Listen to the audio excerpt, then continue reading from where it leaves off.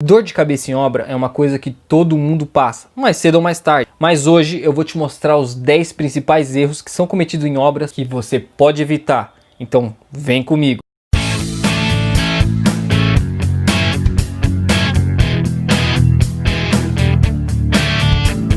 Tudo bom, pessoal? Meu nome é Michel, eu sou engenheiro civil e você está no canal M Guedes Engenharia. Hoje a gente trouxe um tema muito legal e que vai ajudar muitos de vocês. Quem aí não quer se ver livre de dores de cabeça em obra, principalmente aquelas que te traz prejuízo financeiro? Então, se você está curioso, eu vou te passar nesse vídeo os 10 principais erros que pode ser cometido em obra. Mas antes, pessoal, se você quer fazer parte desse projeto, eu peço que você se inscreva no canal, deixe o like. A gente vai trazer muito conteúdo que vai ajudar muitos de vocês. Tá bom? Então, nos ajude, não custa nada, tá bom? Vamos pro vídeo. Erro número 1, ventilação natural. Esse é um problema até grave, tá, pessoal? Porque pode te trazer problemas de doenças, deixar o local insalubre, porque um local sem ventilação, ele tá propenso a esse tipo de coisa. É importante que você tenha uma janela projetada pelo menos para cada cômodo do seu ambiente. Tem alguns códigos de obras que te permitem usar até a ventilação forçada, o famoso vento kit. Mas sinceramente, pessoal, para banheiro, um local muito úmido, eu não aconselho, tá bom? Principalmente um dos locais mais úmidos de qualquer casa, né? E uma ventilação forçada, se não for bem feito, o seu equipamento der problema, pode te trazer muita dor de cabeça. Todos os seus ambientes têm que ter ventilação natural. Inclusive, em alguns códigos de obra, você tem até porcentagem do vão aberto que você tem que deixar em cada cômodo para que você não tenha nenhuma dor de cabeça. Então, pessoal, se atente a isso e não vamos deixar nenhum ponto da sua casa sem ventilação natural. Erro número 2. Vincular a sua obra com a agenda do pedreiro. Esse é um erro muito comum, pessoal. Você tem que ter primeiro os projetos da sua obra bem definidos e prontos para orçar a execução. Tá? E não ao contrário. Normalmente a pessoa chega no arquiteto, no engenheiro e fala: eu preciso desses projetos para tal data porque o meu pedreiro já tem outro serviço. Não, pessoal, não. Isso vai trazer problemas para quem vai fazer o seu projeto, porque ele vai ter que fazer correndo. Isso vai te trazer dor de cabeça, vai te trazer problema futuro, eu tenho certeza. Então, assim, tenha primeiro os seus projetos, depois orce a sua mão de obra. Até porque se seu pedreiro orçou sua mão de obra sem saber de projetos, sem saber quais os detalhes da sua construção, alguma coisa está de errado. Então não caia nessa cilada. Erro número 3. Esse é um erro muito comum, pessoal.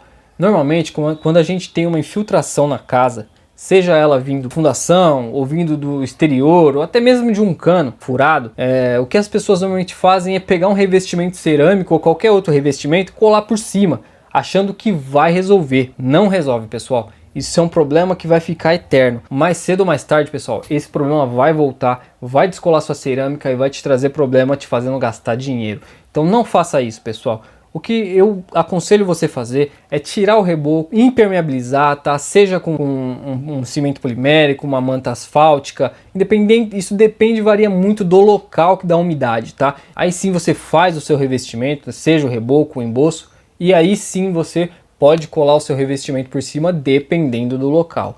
Então, assim, é muito importante, pessoal, não tentar acabar com a umidade colocando algo por cima. Você tem que acabar com a umidade com impermeabilização. Depois você cola o seu revestimento, tá certo? Não caia nessa. Erro número 4. Esse erro é bom você ficar atento no começo da sua obra, porque se você não conseguir fazer no começo, vai dar ruim. É um erro muito difícil de consertar depois que a obra começou, tá? Se atente nisso, vai ver agora mesmo se está tudo certo. Se sua fundação não é impermeabilizada, né? Eu digo a sua sapata, a sua fundação em geral, dependendo da casa, sua viga baldrame, enfim. Se ela não é permeabilizada, acontece uma coisa que se chama de infiltração por capilaridade ou ascensão por capilaridade, tá? O que é isso? A água ela sobe através da sua fundação, normalmente passa para a alvenaria e você acaba vendo ela pelo rodapé da sua casa. E isso é uma das causas do problema anterior, do 3, lembra? De colar o revestimento sobre a infiltração. Isso pode ser um dos problemas da infiltração. E esse é um problema, pessoal, que tem um custo muito alto de reparo, porque normalmente a gente tem que fazer a impermeabilização pelo lado de fora da casa, tá? Para evitar essa entrada de água. Então, se atente quando você for fazer. Pergunte para o seu pedreiro: senhor, você está impermeabilizando o meu baldrame? Porque dá problema, entendeu? Se atente nisso, veja se sua fundação está sendo impermeabilizada e não sofra por esse mal, tá bom? Erro número 5. E esse erro, pessoal, é bom se atentar antes também, como os anteriores, mas esse um pouquinho mais. Eu tô falando do gabarito da obra. O gabarito, pessoal, normalmente é feito com guias e linhas para poder locar a sua obra, para ela ficar certinha no local, né? E você ter as suas paredes exatamente no local certo, para depois você não ter aquele problema de revestimento e ficar aquele filete fora de esquadro, bem feio, né? Então é importante, pessoal, contratar um topógrafo para deixar certinho a locação do seu gabarito para você não ter esse tipo de problema, porque depois para arrumar não tem jeito não. E se você está gostando, pessoal, deixa o like, se inscreve no canal para ajudar a gente a trazer mais conteúdo para vocês. Erro número 6. Já ouviu falar em tabica de gesso? Tabica de gesso nada mais é do que aquela sanca invertida que você tem no seu forro de gesso, normalmente nas extremidades. Ah, mas qual que é a função da tabica de gesso? Essas tabicas, pessoal, é normalmente usada em casas que não se tem laje, porque entre o forro de gesso e o telhado se tem uma troca de temperatura muito grande. Isso faz com que o seu forro de gesso ele contraia, ele se dilate e se contraia, se dilate e se contraia. Com isso, ele cria fissuras. E se você não tiver essa tabica de gesso, essa fissura fica aparente no seu forro, tá? Então ela serve para isso, para ajudar nessa dilatação e contração do seu forro de gesso. Essas tabicas também são usadas com laje, tá? É porque normalmente sem o telhado essa troca de temperatura é maior. Então ela tem uma função maior. Não faça forro de gesso sem tabica. Você pode ter problema e dor de cabeça futuro. Erro número 7. Agora a gente vai falar de verga e contraverga. Verga e contraverga nada mais é do que aquela pequena viga que fica em cima da sua janela e embaixo também, da janela e da porta. Ela serve, pessoal, para evitar aqueles tipos de trinca a 45 do lado da sua janela, que normalmente acontece, né? Normalmente na sua casa, se você tem aquelas trincas a 45, né, do lado da sua janela, é porque não se foi usado verga ou contraverga. Então é importante se atentar a isso, pessoal. Normalmente as construtoras até fazem a verga, que é a parte de cima, mas esquecem da contraverga, que é a parte de baixo. E atenção, pessoal, tem que ver isso antes do reboco, porque depois que rebocar você não consegue mais ver, tá? Então vai agora lá, corre agora e olha, porque se depois que tiver rebocado, sem chance. E isso pode causar também infiltração. A água pode passar através da chuva por esse vão, por essas trincas e parar por dentro da sua casa, né? Causando mofo e até alguns problemas mais. Então a verga contra verga também tem essa função. Fique muito atento a isso. Erro número 8. As pessoas normalmente fazem os seus projetos, seja de hidráulica, elétrica, estrutural, enfim, de escritórios diferentes. E normalmente não se tem essa compatibilização. Então, em um projeto está se passando uma tubulação em certo ponto, que em um outro projeto se tem uma viga e não se passa. Então, assim, isso normalmente acontece. Então, não é simplesmente você pegar todos os seus projetos, todos incompatibilizados, jogar na mão do seu construtor e faça a minha casa. Erro rude, erro feio. Então é importante você passar para o seu arquiteto que está fazendo isso ou engenheiro para fazer a compatibilização desses projetos. Cobre ele, não deixe fazer sem essa compatibilização, porque na hora da obra dá muito problema e muito erro e você vai sentir muito no seu bolso. Erro número 9. Você sabia que telhas existem inclinação de fábrica? Não?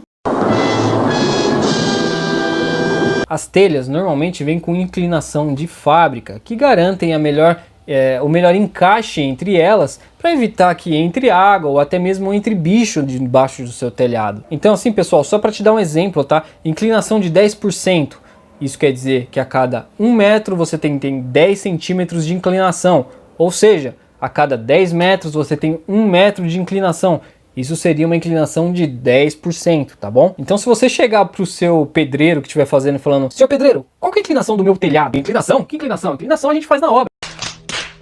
Errou, não é assim. A inclinação tem que ser respeitada conforme o fabricante, para você não ter esse tipo de dor de cabeça, tá bom? Só para te dar um exemplo, telhados de fibrocimento, por exemplo, eles têm normalmente 10 centímetros de inclinação, que foi o exemplo que eu te dei há pouco. E isso também pode influenciar no tamanho da sua platibanda, que é aquela alvenaria que serve exatamente para esconder o telhado. Então, se você não respeitar a altura certa da inclinação da sua telha, você pode ter uma platibanda maior do que o normal e isso deixar esteticamente feio até na sua fachada. Então se atente muito a isso. Erro número 10. E aqui eu trago o último erro deste vídeo. Se você gostou, deixa aí nos comentários que eu trago mais listas para vocês de erros comuns em obra que pode ajudar muito você, tá bom? Impermeabilização de fachada. Tá aí um outro problema de infiltração que pode acontecer na sua casa, não é mesmo? A fachada é feita de reboco, normalmente areia cimento. E essa areia cimento, ela é permeável, ou seja, ela pode passar água.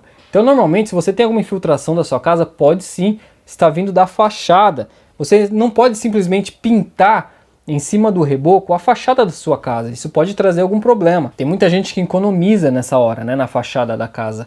Se faz o reboco e pinta por cima e acabou. Não é assim, tá pessoal? Se você não tiver algum aditivo ou no seu reboco para poder expelir essa água ou até mesmo um selador antes da pintura, você pode ter problema de filtração na sua casa também, tá? Então se atente nesse último ponto, que é muito importante, tá bom? Então é isso, pessoal. Esses são os 10 erros que normalmente acontecem em obra. Quer mais? Deixa aí nos comentários que eu posso trazer outros vídeos com outros erros que também podem acontecer para te ajudar. Se possível, pessoal, gostou? Deixa o like, se inscreve no canal e a gente se vê na próxima. Tchau! Não, é porque meu pedreiro ele faz tudo na obra. Ele faz tudo na obra, não precisa de engenheiro, não precisa de projeto.